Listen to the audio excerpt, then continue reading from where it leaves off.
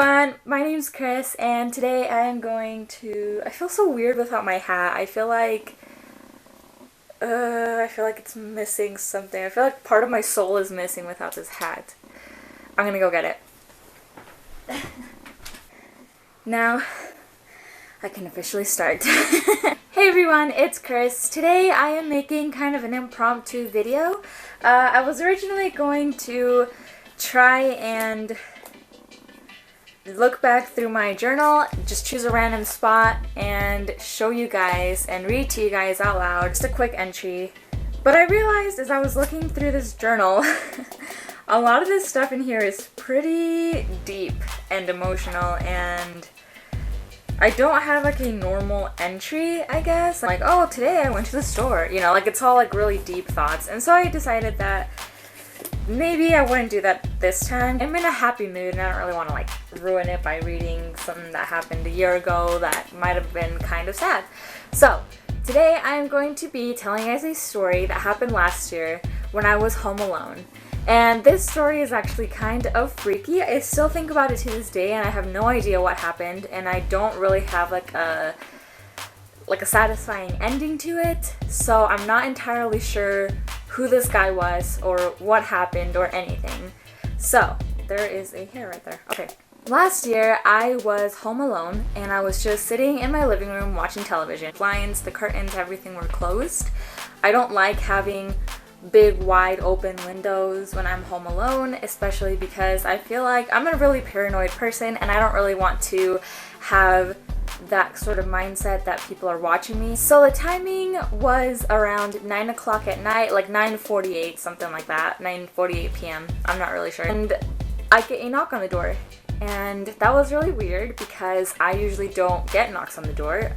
Our house actually looks really haunted and creepy, so people don't normally come up strolling up at 9 o'clock at night. So I have all the doors locked in my house. I thought that maybe my dad had forgotten his key and I didn't hear him knock on the back window like he usually does, so he decided to come around to the front of the house and knock on the door.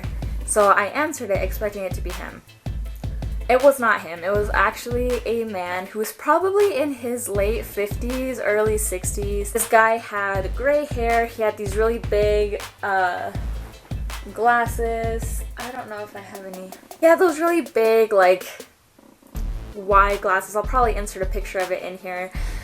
And he was holding a white grocery bag, like a white Walmart bag. And he's like, "Hey, I live just right down the street. How are you?" And I was like, "Oh, I'm good. How are you?" It's kind of late for anyone to be coming by. And he hands me this bag and I look inside and there's like a bunch of purple grapes in there. And I'm just like, okay, that's weird. And then I just kind of like look back at him. My door is kind of shut behind me so you can't really see inside, but I can see his head kind of going like this, like trying to see inside behind me. And I'm just like, "Can I help you?" And he's like, "I just live down the street. I just thought I'd come by and introduce myself." And I was like, "Oh, what's your name?" And he didn't answer. And instead he said, "So, are you home alone?"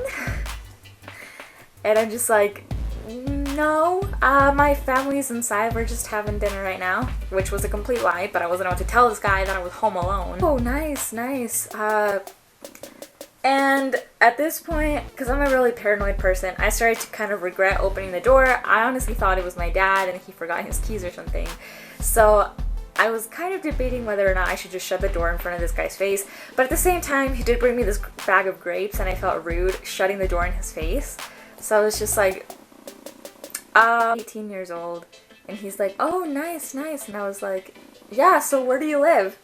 And he didn't answer, and he said, "So is your house a duplex or just like one house? Because my house has two doors, two front doors, and it kind of looks like a duplex or a condo of some sort, but it's not. It's actually just one house." And at this point, I just didn't want to answer any more of his questions, and I said, where do you live? What's your name? I don't really know you. I haven't seen you around here before." And he kind of looked at me, paused for a second, and he was like, "Well, it was really great meeting you. I've got to go. Bye." And then he walks off and turns, like, I can't remember if he went left or right. I think he went right.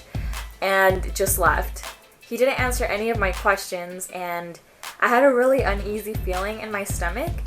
So I brought this bag of grapes inside. I was just kind of looking at him like, I'm not about to eat these grapes. What if they're drugged or something? Like, I'm a paranoid person. I really don't care. I mean, he could have been genuinely coming by, trying to be kind and introduce himself, but I honestly had never seen him before. And again, I wasn't sure if those grapes were poisoned or something. And I told the police the next morning, and they just kind of took all the information that they could, and they said, you know, that's actually kind of freaky of him to have said. And I agreed, and they told me that if anything else happened, that I should give them a call, and they gave me a number, and yeah, that was the end of that. So it was a really weird experience. Nothing bad happened after that. I didn't get any more knocks on the door. I didn't get anybody lurking around the house or anything. I ended up telling my dad about it, and he was just really confused, and everybody was confused. That kind of weird experiences with older men.